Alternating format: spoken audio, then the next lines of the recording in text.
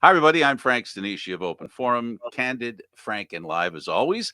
Welcome to the Spanglish World Network on Zingo TV channel 250. Please remember to download the Zingo TV app at the respective app stores for iOS and Android devices. While you download, make sure you rate and leave a comment. Both apps are absolutely free. Zingo TV is available on Google Chromecast, Amazon Fire, Fire TV sticks, Roku sticks, and also on all smart TVs 2016 forward. Joining me now is Nadia Guerrera. She is the future candidate for York South in Weston. First of all, and most importantly, welcome to the program and thank you for taking the time to speak to us. Oh, it's my pleasure, Frank. Thank you so much for having me here with you today. Now, you interest me in the sense that, as a teacher, we live in a time, where I think it's really important to understand there are a lot of reasons why we live the way we live today, Mhm. and I think a lot of it has to do with how we're raised and what we believe. And when I say raised, I'm not talking about our parents. Mm. As a teacher, as a prospective politician, what contribution do you think that you can make to our children and how they become adults? Because I'm a firm believer that we've lost please, thank you, stupid little things like that are missing. And I think that kindness is missing. And what can you offer us to help? And what do you think is most important? I think that's what's missing in my mind. So that's a great question, Frank. Thanks so much for it. Well, I will start by saying that I've been a teacher for the past 20 years, actually. This is my 20th year teaching, and today was my last day before I left for the campaign. So lots of emotion there. I will say in those 20 years, I can tell you it's not something I'm going to do. It's something I've been doing all along because I think you reap what you sow.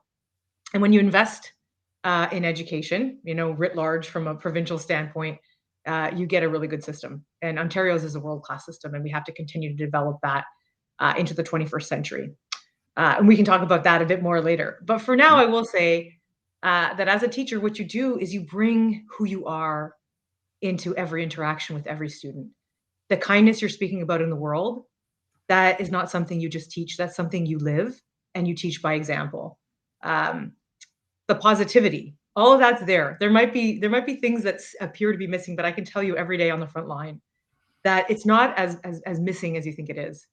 uh, Students are, in my experience over 20 years, thoughtful, good people, and when they're in good nurturing environments and systems that believe in them and create opportunities and pathways for them, it brings out the best in who they are.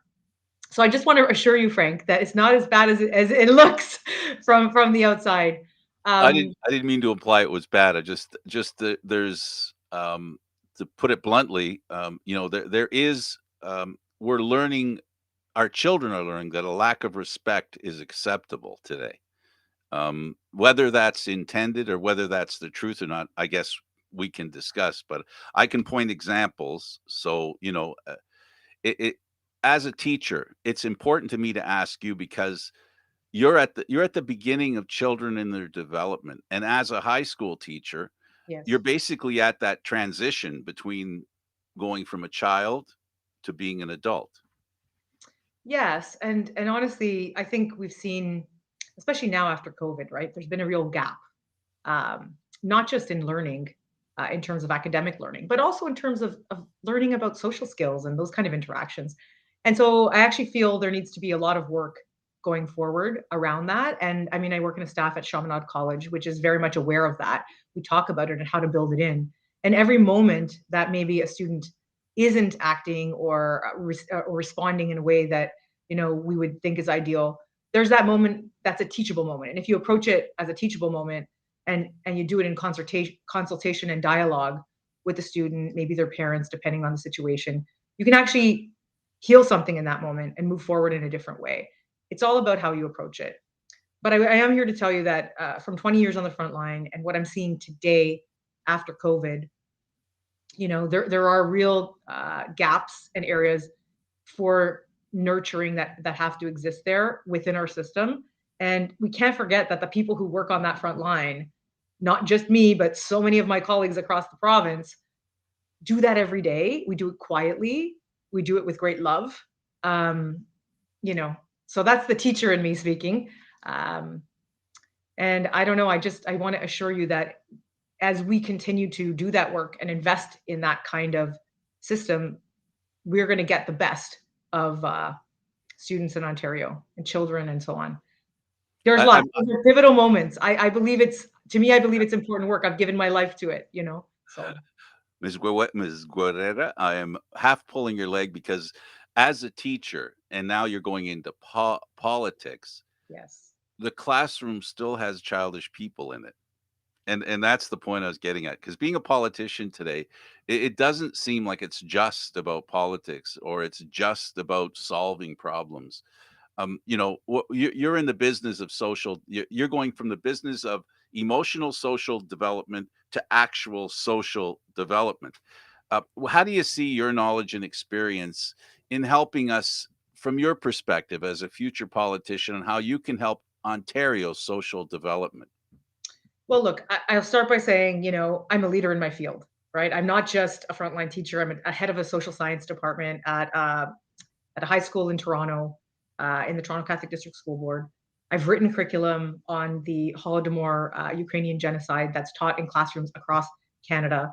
I've created, you know, that came out of work I did creating an organization called Orwell Art that was teaching students about the importance of democracy and civic engagement through the arts. So I've been a leader in my field. I know education from the ground up. And I think I'm one of those voices in Ontario um, that can really bring that kind of experience to bear at the policy table, at the discussion table, in a moment when it is crucial that we get this right. You know, we're not just 22 years into a new century here. We're 22 years into a new millennium and 2 years, you know, into a pandemic.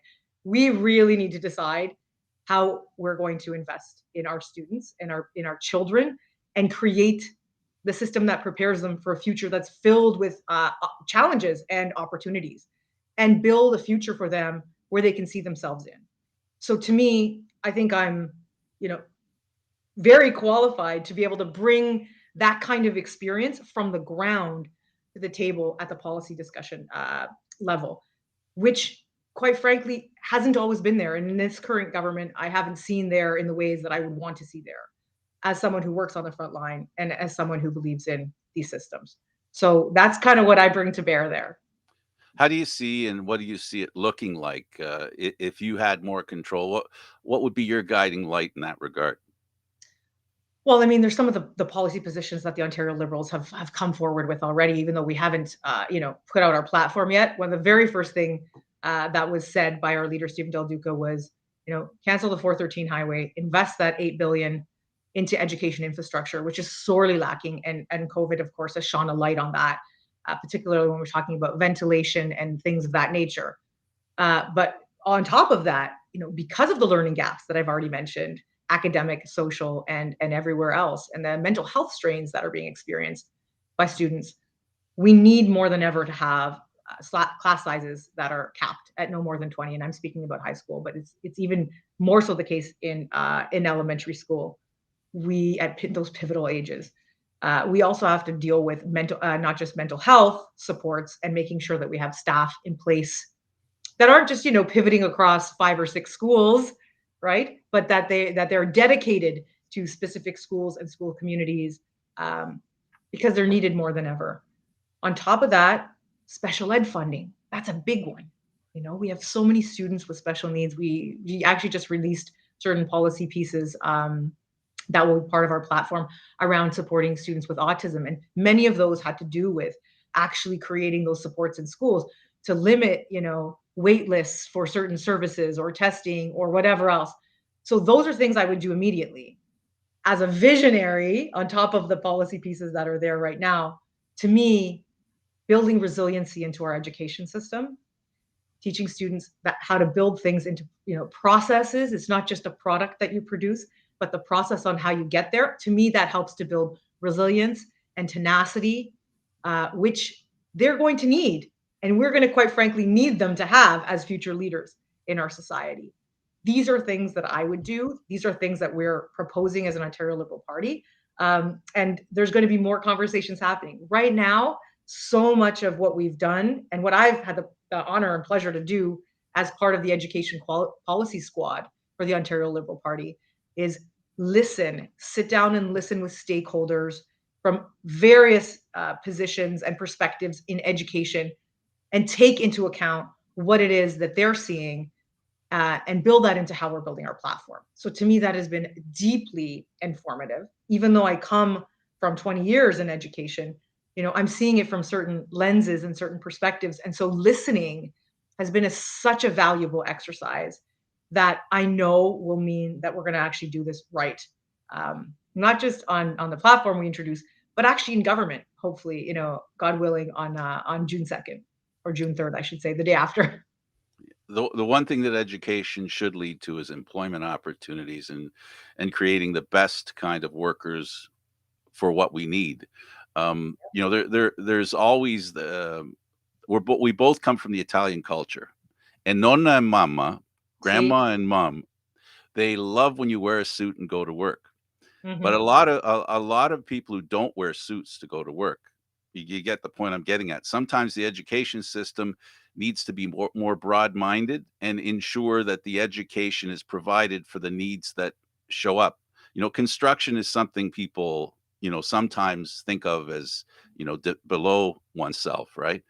How can we improve the image of that kind of work from the educator's perspective? Because I know I built some schools. I was in construction. I built some schools, and one of the schools in Oshawa was a school for the trades, right? And they couldn't convince students to come, and they were offering them more than they could earn in a lot of other places, and that wasn't good enough because they didn't look at the way the principal explained it to me. It doesn't look like a good job. How can we get to that where that is Frank, a good job?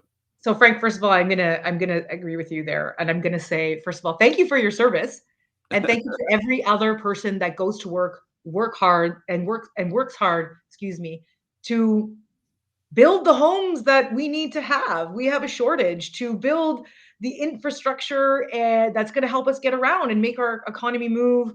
Not to mention the very buildings that I work in. So to me, you pointed it out. I come from that background. My grandfather was a glazer.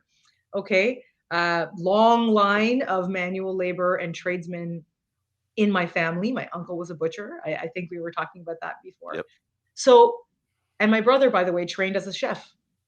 So to me, you're very right in pointing out that there has been, certain, especially from parents leading their children or hoping to lead their children down certain academic pathways.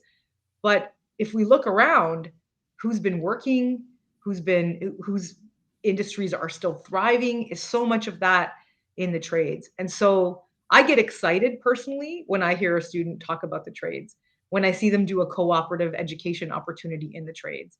And I think we need to have more of that. Mitzi Hunter, MPP Mitzi Hunter, who of course represents the riding of Scarborough-Guildwood, when she was the education minister, was making great strides towards more experiential education to support things of that nature. And I think we need to do more of that.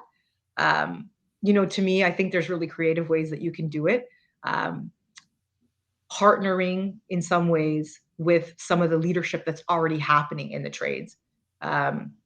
So to me, I think there's a whole opportunity here for people to move forward. But yeah, approaching that stigma, it's hard. It's hard for just an education system to convince a parent of what they want for their child. Obviously, that's their child. They're going to make that decision.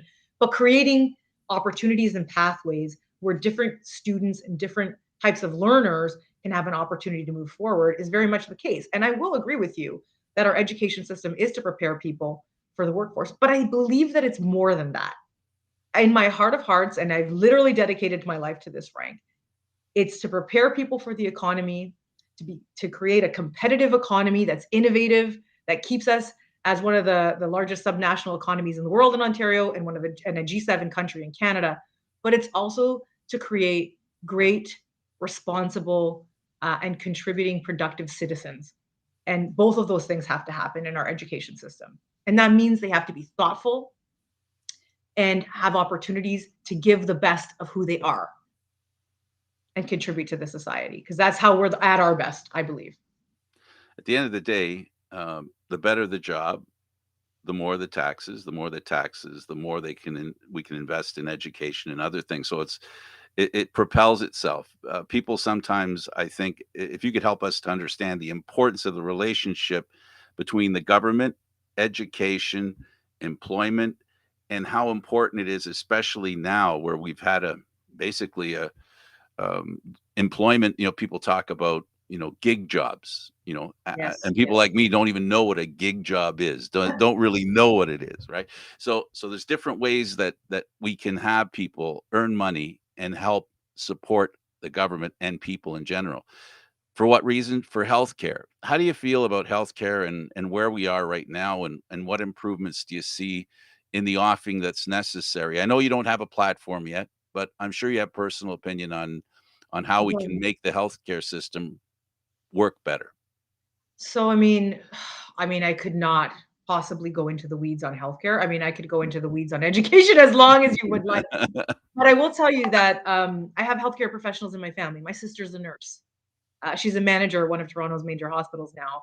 Started as a frontline nurse and an educator, and is now managing patient care. My cousin is a nurse, so we're teachers and nurses in my family with a chef in the mix. And so I would hear from them every day throughout COVID about the challenges they were dealing with. And we need to have more frontline workers. We need to treat them well. We need to, and it's true of any public industry, we need to attract talent, we need to nurture talent, and we need to retain talent. And we have a great deal of it right here in Ontario. But we have, the burnout rate is high. The regulation that keeps their pay increase at 1%, that's got to go. That was not brought about by any type of collective bargaining or consultation. And that's a problem because these are the very people that have kept us healthy and going throughout the pandemic. And they've been burnt out working shift after shift after shift where they can't take any time off to even just recuperate. So my lens is through nurses. Of course, we have a lot of doctors on our Ontario Liberal team. Talk about PSWs, because I don't think you can talk about healthcare without talking about our seniors in long-term care. And the thing is that dignity has to be at the center of it and not just a price tag. We can talk about beds all the live long day. We can add beds, but for every bed that's added, you need another 4 staff to do that work. They should be paid properly. They should be trained. They should be taken care of and allowed to recuperate. To me, that's the basic bare minimum that we could do. But we have to make sure that the funding is adequate for the system in order for it to be a great public system that we can carry on into the future and not break down into some, other version of healthcare that I don't think would benefit uh, the people of Ontario. That's kind of my position. I know that's the position of our party, and I know you're going to be hearing more uh, on details around that. Yeah, the biggest issue that came up because of the pandemic is capacity, and that capacity is what keeps everybody out on the street as opposed to hiding in their homes, right? The better the capacity of hospitals, the longer it takes for us to shut down. That's the one lesson we've learned. The capacity in Ontario has been very low, and I think you alluded to it a little bit about not paying, healthcare workers a fair wage, right? I get that, and we've got to keep them in here. I mean, there was a long time going back with Davis where tens of thousands of nurses trained in Ontario went to Florida because they were paying them more. Do you see that hemorrhaging ending? And you know, can the Ontario government, as it sits today with the tools that it has, can we improve our healthcare system so that it can handle a little more capacity than it has in the past? And is that important? I think it's desperately important, especially with the demographic that we have, let alone the pandemic and the fact that people talk about there being more waves coming and or more pandemics in the future. But the very fact that we have an aging demographic, and by the way, people, Frank, like Nona and Mama and Nono, who came here and literally built this country, you know, they deserve to age with that kind of dignity. So to me, it's crucially important that we do that. And yes, it has to do with wages. It has to do with supporting people as they go into those university or college programs to be able to become PSWs, nurses, and so on throughout the system. We need to be able to support all of that. And yes, it requires the funding. To me, it has to start with the idea that this isn't a system just driven by dollars. It has to be a system driven by humanity, right? These are human systems. And you have to ask ourselves, what is our goal? What are our values? And is what we're doing leading us to that direction? And then we can talk about the price tag. Yes, it has to be in balance. Yes, it has to be fiscally responsible, 100%. But what is it that we're trying to do? And are we on the trajectory of getting there? And if not, then we really have to reconsider that. And this 2 years right now has given us that moment, that pause, and the urgency to have to do that. So it's imperative that we do. I think it's a lot like I'm going to delve into my construction experience. It's like having a leak on the first floor or on the second floor, water leak, and you know there's a problem. And I'm paralleling here. Mhm. The healthcare system has a bit of a leak. It didn't run as well as it could have. And in my opinion, and I'll ask you, if the healthcare system works better, our shutdowns are less, and then with the economy going, the longer we keep the economy going, the more money it makes, the less damage the fact that our healthcare system might be suffering a little. Maybe we learn that maybe we need to take care of that leak so Mm. that we don't do even more damage in support of what you're trying to say. That's the way I would frame it. And I've begun to frame the problem. Our healthcare system needs to work better so that our economy is allowed to function, because that's really the issue that we learned about healthcare, that it can stop it can stop our Yeah. economy. You know, you're right on the money there, Frank, I think. And it comes down to, I believe, if we zoom out for a minute, away from political agendas and whatever, as a human, me as a human speaking to you as a human about a really important moment where we have to get this right. We have to get this right. Are we looking short term at what we're going to sell 4 years down the road or 2 years down the road and what candy we're going to give out at election time?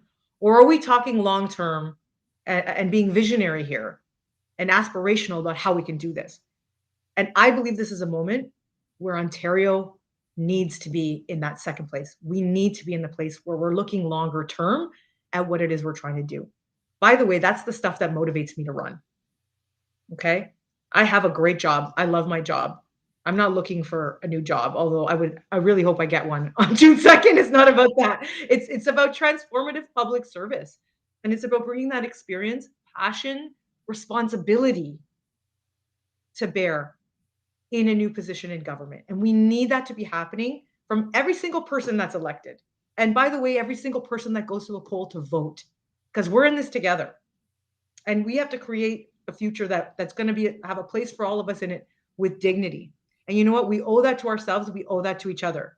And we owe it to Nono and Nonna and Mama and our children. We owe it to each other, regardless of who you are, where you come from. As a province, the provincial government in Ontario right now has a lot of challenges that it's easy. We live in a world that's so easy to criticize for the sake of criticism.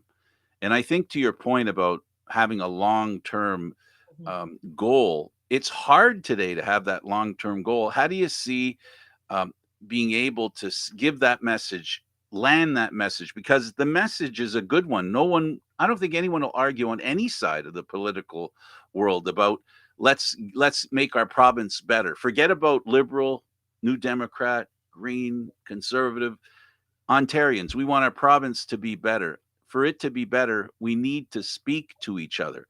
How do Yeah. we have that conversation? Because we live in a world today where, unfortunately, I was preparing you for my opinion, which is we spend too much time arguing over nothing and accomplishing even less. Oh, you sound like my dad, Frank. Well, that's probably because I'm old enough to be your dad. How's that for a kick in the His name pants? is Tony. Um, no, the beauty of our democratic system here in Canada, and I say this as a civics teacher, is that it's based on dialogue. Parliament is about discussion and debate. And you're right, it has to start with talking and it has to always leave space for talking in different positions and so on. But yes, we've spent a lot of time highlighting what divides us. And maybe if we, I think there's a lot more that unites us. I think we have a lot more in common than we have that divides us, um, as people. So to me, when I go to the doors and I speak to voters pretty much every day in York Southwestern, that's the message I'm giving, which is I'm listening. Let's talk. What's on your mind? I don't say, are you going to, vote Liberal? Of course, I want you to do that. And I'm going to get there later in the conversation, but I want to listen. I want to hear. I want to learn, because it's from those different positions that we're going to come up with the best ways forward. And you hope that's what's happening in government. It isn't always happening. We need it to happen, right? Absolutely. By definition, service is about listening, because if you're going to serve people, you have to hear them and understand their needs. And I think both of us can agree that we don't have all the answers. I have even less than you, by the way. We don't have all the answers, and part of being a politician, you use the word service, and that's something that, when you go out to talk to voters, I think I think out there people don't believe that politicians are wanting to serve. And and that's the challenge for people. I want to make this clear. Even those who do truly honestly want to serve, there's a bridge you have to go over. Then and as a person on the outside, as just a voter myself, I sit there and I go, no, okay, now how are they going to get that message across? And then you watch the debate. So the important issues, if the easiest way for me to ask and to get an answer from you, how do you approach somebody at the door and ask them what they're thinking about, and what have you heard in talking to people that has sort of changed your thinking? Oh, well, to be honest, I don't know if it's changed my thinking. Sharpened it? Maybe Yeah, sharpened I it? think what it does is it really just it gives you a sense of what's on people's mind. Um, What is on their minds? In your mind, what have you wow. heard so far? Well, I've heard a lot because I've been knocking on doors for about a year now, whenever it's been safe to do so and not in, a lockdown or a stay-at-home order. Um, And I realize you're constrained by the fact that, your leader hasn't we don't have a platform. You don't have a platform yet, so it's well, kinda hard to, well, but, I will tell you, generally speaking. people, and it's the same thing for my students. I've spoken to many, many, and many of them, about 200 of them in the past couple of months, quite because I've switched from one semester to another, and then knocked on hundreds and thousands of doors. People are concerned about their cost of living. People are concerned about housing. People are concerned about the fact that they work every day and they can't make ends meet.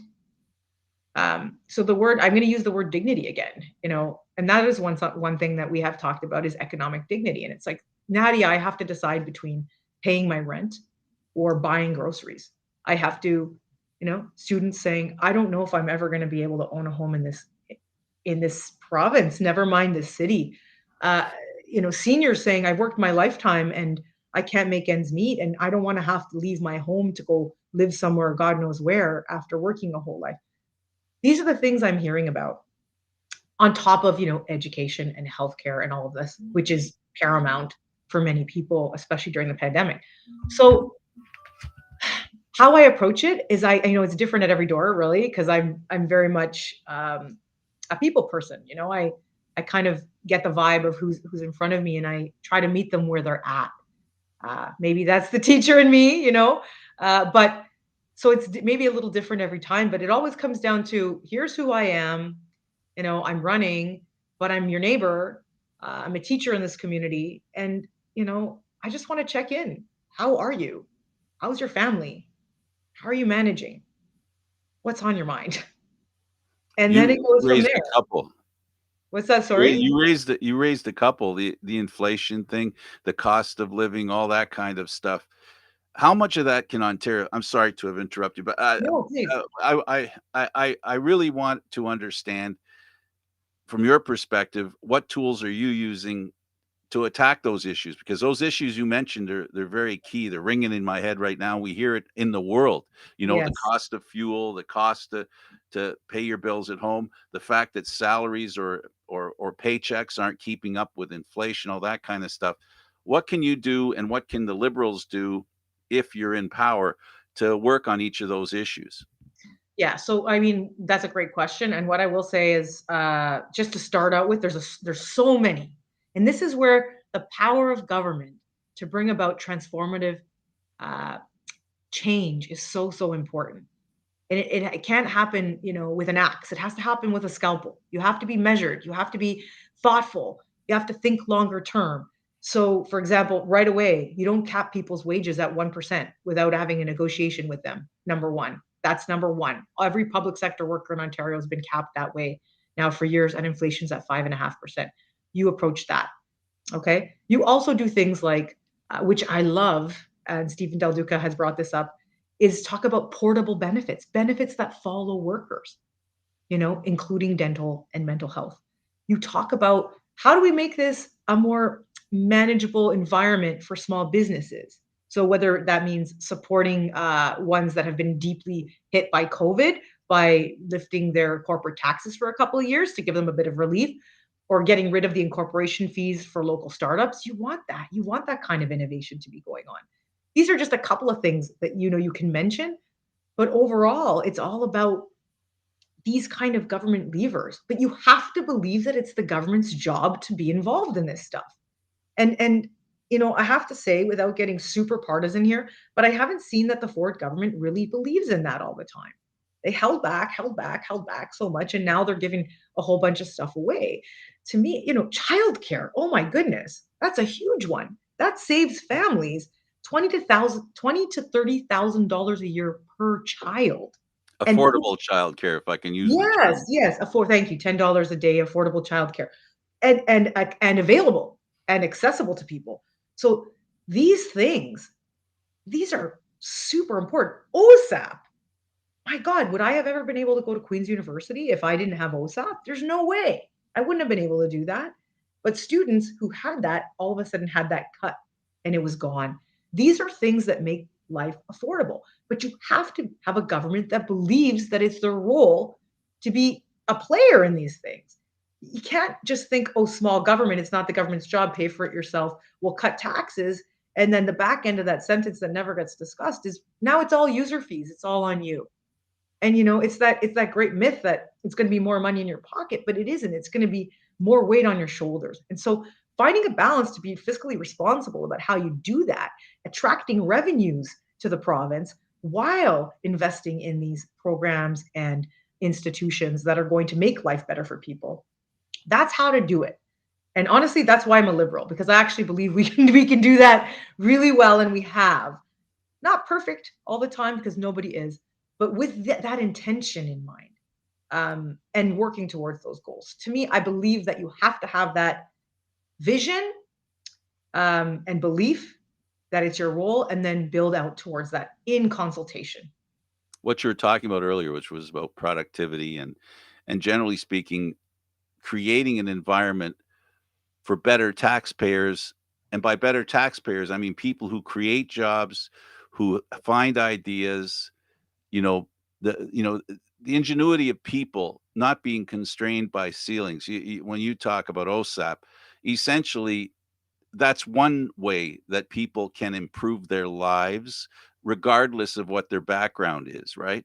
But Yeah. it's not just a charity, right? It gives the people an opportunity to create a better self and a higher paying tax self, and also creating jobs. It's the same story about immigration, right?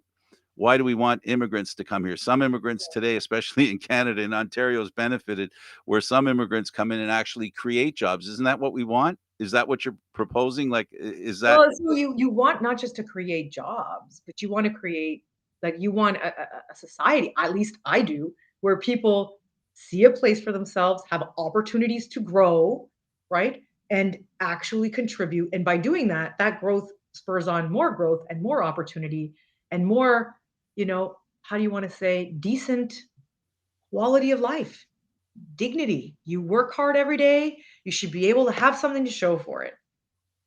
That's not hard. That's why people chose to come to this country. That's why Ontario has been one of the greatest places to live. So we have to engineer that going forward, but it's not going to happen by happenstance and by thinking that the government doesn't have a role to do it.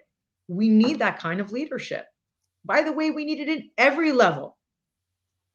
I think we also sometimes what happens with the Liberal Party, it's not just about immigrants. It's about local Canadians who, for whatever reason, end up in a situation where their families don't have the kind of money that people assume long-lasting Canadians have. So when we talk about opportunities, I just want to make sure people understand that this isn't just opportunities for people who are immigrants. This is opportunities for Canadians, young people who have, the brightest and smartest, having the avenue to improve our economy. Yes, I think the stat is for every $1 invested in education, you get another $7 back later on the other end of that economy. So you reap what you sow. That's the first thing I said. What is it that we want to reap in Ontario? Well, we have to sow that now. And that requires investment, it requires belief. And we have to literally create the systems that are going to do that for us and give people the opportunity to literally be the best of themselves. By doing that, we can be the best of ourselves and we can be not just, a strong economy, but leaders in the world as we have been. We have a world-class education system and we're at a pivotal moment. It's the same thing with our health system. We're at a pivotal moment. We can either wait and follow someone else's trajectory or we can lead. It's this moment. This is our moment right now. What are we going to do about it? I'm running for office because I believe that I can help to do something about it with my 20 years of experience on the front line. But we all have to do something. We all have to. I hope When you it'll start by voting on June 2nd. For me, when if you're when in you York Southwestern. when you talk about affordable housing, there are actually people out there who go, "Wait a minute, hold it. I like the price of my house right now."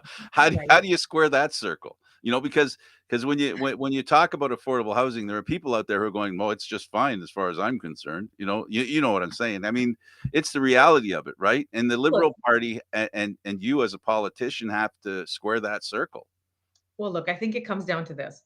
And the federal government has just released an incredible budget where Minister Hussein, my federal counterpart here in York Southwestern, is the first ever Minister of Housing, Diversity, and Inclusion in Canada, and literally robust pieces that have come out in that budget. And I'll leave it to him to announce what those things are. But I think you're going to see really great things. And although people might feel, oh yeah, the price of my house went up. That's great. Well, if you were to sell it tomorrow, where would you go, and what would that cost you? And I'd venture to guess that in most cases, people would end up with a larger mortgage than they had today if they were even able to be in that market. So people might think that way short term, but I don't think anybody wants to see a market where their children don't have an opportunity, right? That Where their children have to move, to somewhere else in order to even raise a family. My brother lives down the street from me here in York Southwestern, raising a little 6-month-old adorable baby girl with his wife in a one-bedroom apartment, and really waiting to see, can we have another child? Will we be able to afford a home? Where are we going to go? That shouldn't be the thing that people's entire existence is consumed with. Can I afford a roof over my head? Like, when did that happen? We have to change this. So to me, even though the feds are doing a ton about that, um, and the municipalities are doing some really great work. A good friend of mine, Deputy Mayor Anna Bailao, is of course our spokesperson and our advocate in Toronto around affordable housing. There's a role for the province to play in all of that. And whether it's funding or whatever else is yet to be determined. But I certainly think some of the municipal zoning orders that are being given out by this government and building into the greenbelt might be something we might want to reconsider, right? As we ask, where do we want to do this and how do we want to do this? So it's about making it sustainable. If people are going to do well as a result of an investment, then let's make sure that that doesn't just exist for people who are already in the game. Yeah, unfortunately, the reality of economics is earning power, right? And then once, like, that's the whole point of education. You want to allow people the best opportunity to have earning power.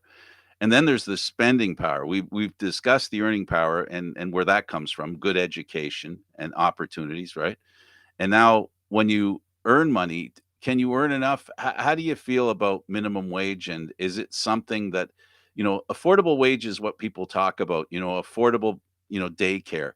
The word affordable, it transcends a lot of places. How can you, what is your light that you chase to ensure, because it sounds to me like that's what you're looking for and what you're trying to help people with is to make life more affordable. Yeah, listen, again, I'll use the word that we've been using, economic dignity. It's not just about it being But how do you affordable. get there? How do you You get get there? you get there with a broad swath of policies, like some of the ones I mentioned, whether it be portable benefits or you talked about right now a minimum wage. Well, let's be innovative about it. For the first time ever, Ontario Liberals now are not just talking about a minimum wage increase to $60 an hour. We're talking about a living wage, which means it's looking regionally at that. Okay, that 15 or $16 an hour looks like this in North Bay or some, I'm just picking a random place in Ontario, a great place if you're from North Bay. Um, but it might not translate into the same quality of life in Toronto. So maybe it has to be shifted and different and regionally aggregated to be able to mean the same quality of life in different areas. And so that is one of the things we have proposed around our economic dignity piece, in addition to the portable benefits and things like this.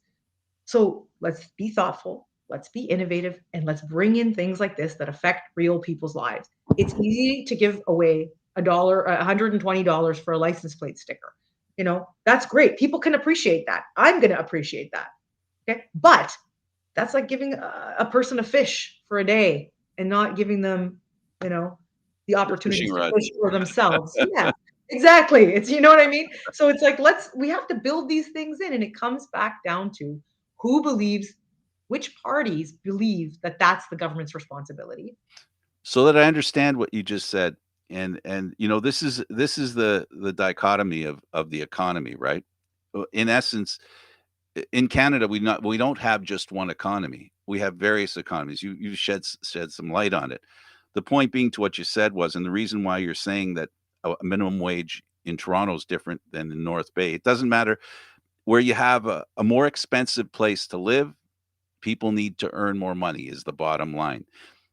And the other thing is the people who employ them, if they don't have the kind of business that can afford to pay that minimum wage, because the economy in North Bay doesn't require, it's a little more laid back than it is in, let's say, Ontario, because the rent is cheaper, all these different things. So this is the point you're trying to make, that basically you have to be there has to be some intuitiveness into how you deal with stuff. Yeah, we talk about the living wage, and to me, the idea of a living wage, the idea of portable benefits, these are innovative ways of trying to approach these issues from a government and policy position. There has to be partnerships with employers. All of these things that go on. It's not just the government's job, but it's also the government's job. And these are some of the ways that we can make a positive difference. How are benefits portable? So I believe they follow the worker, or the way I'm understanding it. Again, I'm not part of that policy squad, but the way I'm understanding it is that the benefits follow the worker. There's many, especially you mentioned the gig economy, people who are working on contract might not have that. So they'll need to have something that's provided for them from Ontario that then follows them when they move, so that they're not stuck continuously in contract positions or not working full-time hours. And to be able to get those things, people need them. So, in essence, if I can put a word in your mouth, people get credit for they were working before as a gainfully employed person who's putting into the healthcare system, and therefore they shouldn't have to start over in the next job. Yeah, it follows them. And think about it. I mean, we're living in a reality where people, sometimes aren't working just one job, or if they are, they're not hired in a full-time uh, situation. So they might be just shy of the hours they need to get something, or they might be in a contract and not full-time, so they have to be doing other things. So this is just the reality, and you need to have policies at the provincial level, at any level really, to be able to reflect that new reality and still be able to allow for economic dignity for people. And so this is the kind of things that Ontario Liberals are proposing. Um, And I'm excited to see more when our platform actually rolls out, because you can bet that it's going to be along those lines. It's going to be along the lines of trying to tackle these larger issues with a deep-seated belief that it is our job as a government to play a part in this. Listening, listening is you know, my mother used to say, uh, "You're listening, but not actively listening." So, as a politician, as a prospective politician, how do you define actively listening and getting the message out there that when it comes to, for example, if I can, institutions in Ontario, the important ones, whether it be social, we were talked about education, we talked about health, and every other institution in Ontario has suffered because of the pandemic.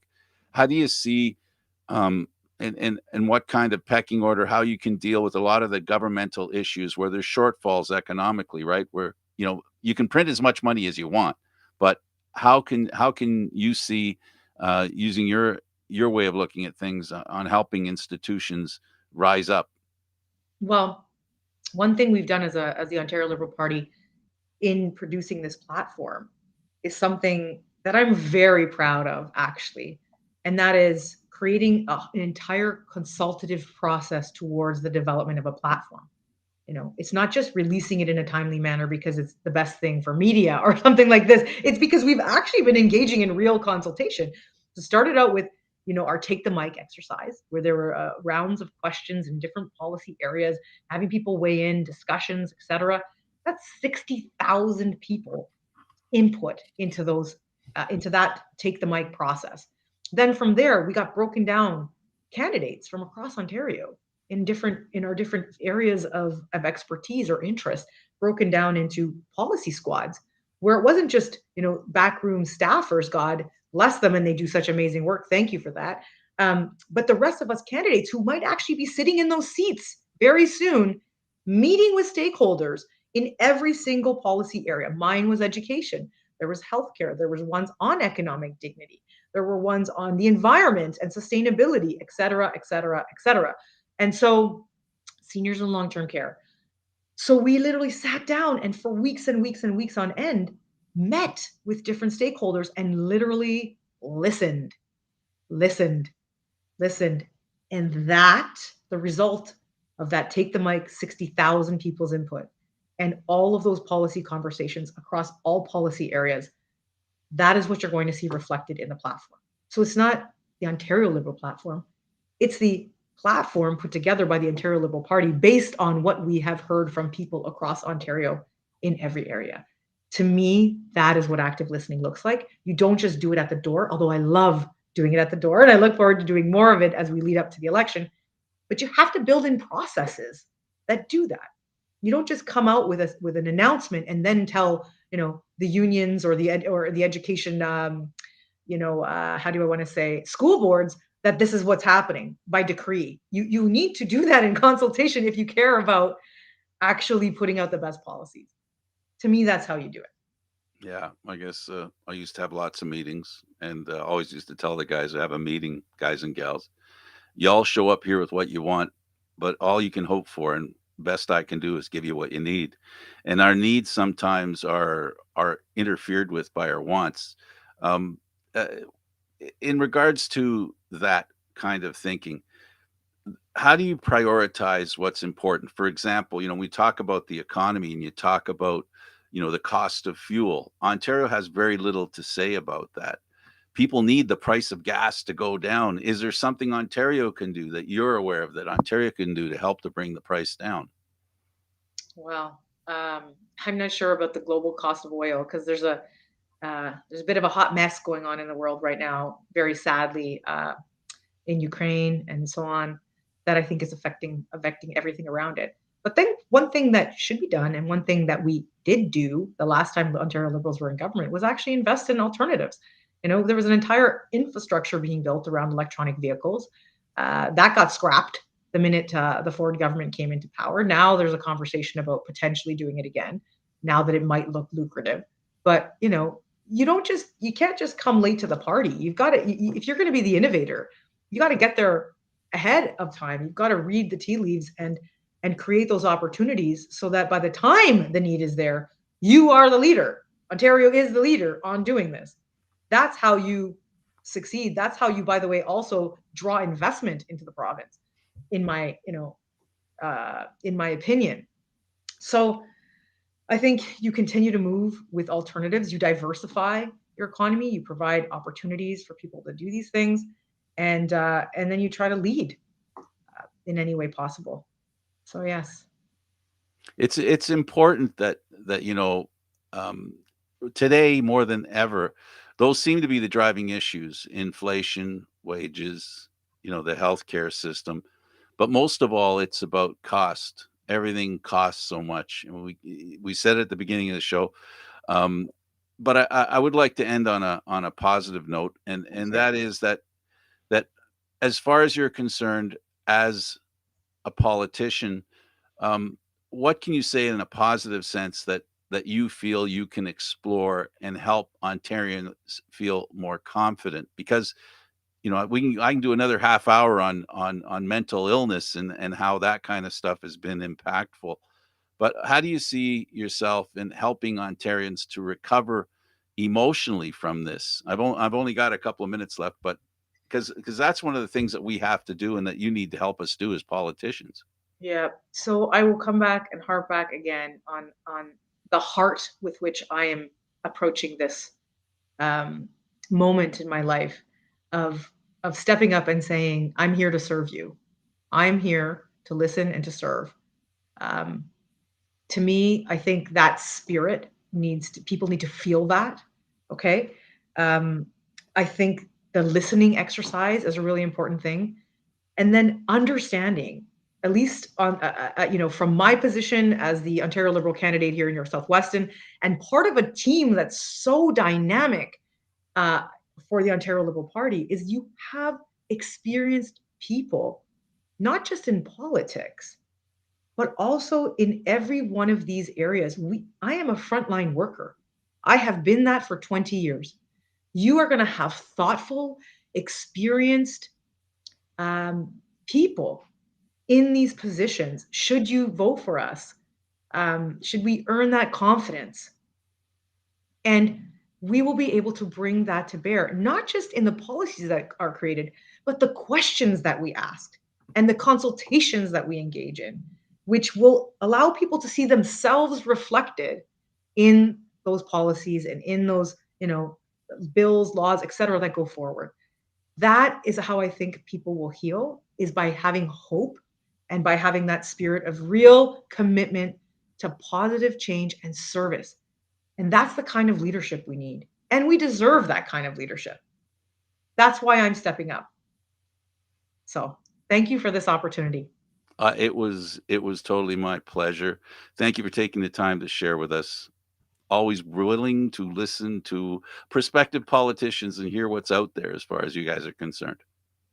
Thanks so much, Frank. Thank you so much. You're welcome. That is the provincial Liberal candidate for York Southwestern, Nadia Guerrera. Thank you very much for being here. We hope you enjoyed the program, folks. It's time for you to do your homework. Uh, you know, whether you vote or not, that's up to you. Whether you complain about who's in power, that's up to you too. You can make a difference. And we hope this was a little bit of an education for you and continuing. And I hope learning about politics and learning about what candidates offer, you can make a difference. So thank you for doing this. I'm Candid Frank Stanisci. Thank you for watching Candid Frank Live's Open Forum, seen live Fridays at 4 p.m. Eastern Standard Time. This show can also be heard on the Spanglish World Radio Network. For Open Forum, other news, entertainment, and sports programming we offer, please check out spanglishworld.ca. Spanglish World. Watch it, hear it, read it, download it, and live it. Thanks for watching, everybody. Until next time.